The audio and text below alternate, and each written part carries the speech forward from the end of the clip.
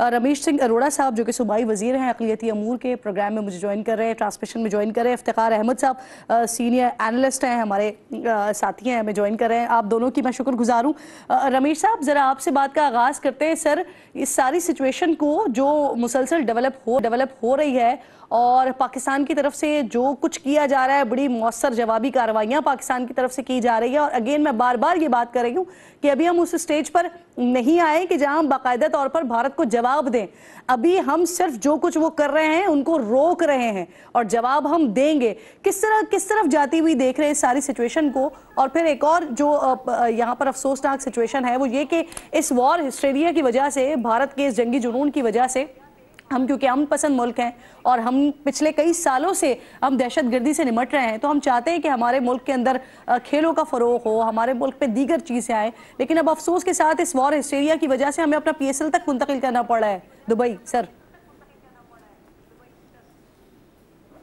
देखिए किरण साहबा, एक तो बड़ा इम्पोर्टेंट है इस पूरे सिनेरियो को समझना।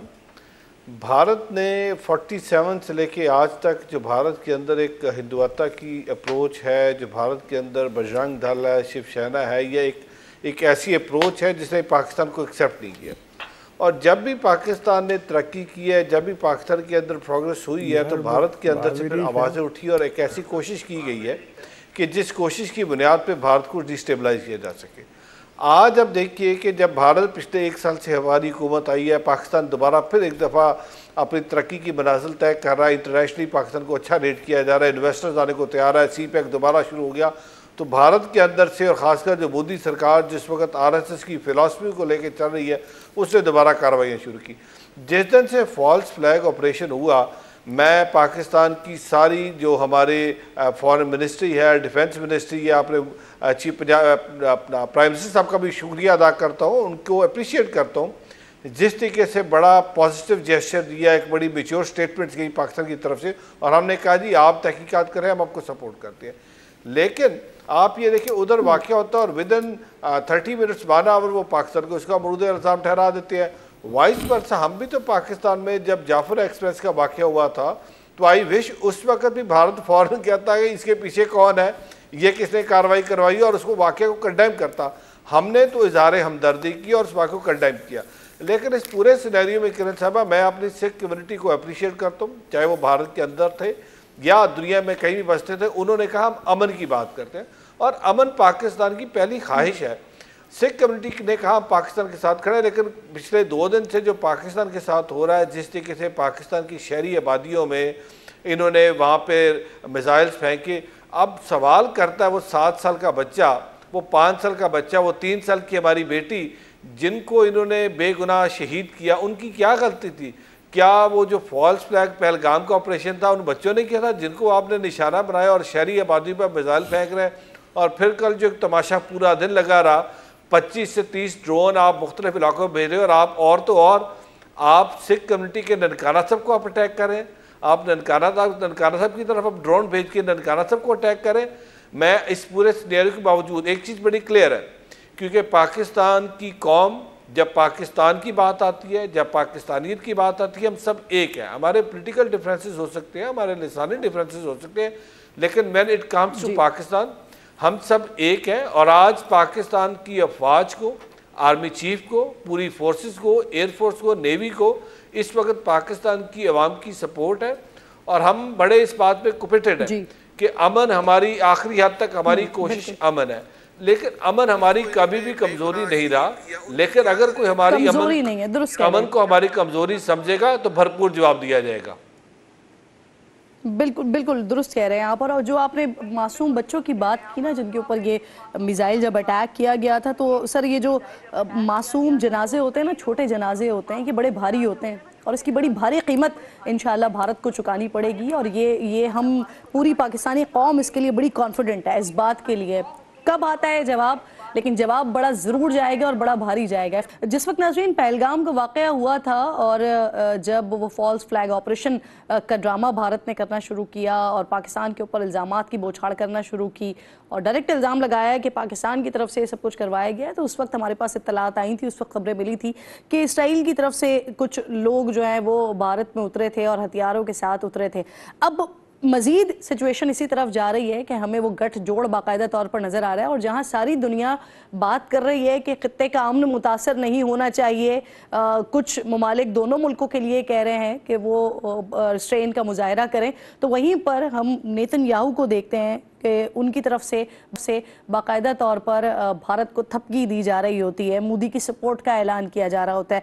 तो क्या ये मुमकिन है कि इसराइल अब पाकिस्तान के खिलाफ इश्तियाल अंगेज़ी में बाकायदा तौर पर शामिल हो चुका है? इसी बात को लेकर आगे बढ़ते हैं। मुझे एयर वाइस मार्शल साजिद हबीब साहब भी ज्वाइन कर रहे हैं, बहुत शुक्रिया आपके वक्त का। सर साजिद साहब आपकी तरफ आती हूँ, ज़रा रमेश साहब इस बात पर जवाब दीजिएगा, इश्तियाल अंगेज़ी में बाकायदा तौर पर इसराइल भी भारत के साथ है, नरेंद्र मोदी को इसराइल की थपकी है सर, बड़ा वाज़े तौर पर बता भी रहे हैं कि जितने भी ड्रोन्स आ रहे हैं ना वो रडार्स पर मौजूद हैं, उनको न्यूट्रलाइज कर दिया जाता है और उनको किस तरह से गिराया जाता है वो मनाजर आपके सामने मौजूद हैं। रमेश साहब, अब ये तादाद जो है वो ऑलमोस्ट 40 के करीब पहुंच गई है, मुसलसल ड्रोन्स आ रहे हैं और हम उन्हें गिरा रहे हैं। जी बिल्कुल, आप ठीक कह रही। देखें ना, भारत फिर भी बाज नहीं आ रहा, और एक बात बड़ी क्लियर है, अगर भारत बाज नहीं आएगा तो पाकिस्तान की जो आर्म फोर्सेस हैं, पाक आर्मी है, एयरफोर्स है, जिस तरीके से एयरफोर्स ने परसों जवाब दिया, बड़ा पुरजोर जवाब दिया, और जिस तैयारे पर इनको बड़ा गरूर था वो गरूर इनका मट्टी में मिल गया। लेकिन हम ये चाहते हैं कि अगर ये दोबारा पाकिस्तान की तरफ कदम बढ़ाएगा और पाकिस्तान की तरफ मैली आंख से देखा तो इस दफ़ा बड़ा भरपूर जवाब दिया जाएगा, और भरपूर जवाब जो है वो आप देख रही हैं कि अभी जो जिस तरीके से दोनों तरफ से गोलाबारी शुरू हो गई है, पाकिस्तान की फ़ौज कमिटेड है, पाकिस्तान की कौम कमिटेड है, और लेकिन इस पूरे प्रोसेस के बाद हम बार बार एक दुनिया आलमी ताकत से, आलमी दुनिया से बार बार एक बात कर रहे हैं कि इस पूरे के अंदर अभी भी पाकिस्तान अपने आप को अमन की बात करता है। अभी हम चाहते हैं कि इस प्रोसेस को डीरेल ना होने दिया, अमन की बात रहे। अब कल देखिए जिस तरीके से अमृतसर का नाम पूरा दिन ये जपते रहे कि अमृतसर के ऊपर अटैक कर दिया और फिर सिख कौम को बदजन करते रहे।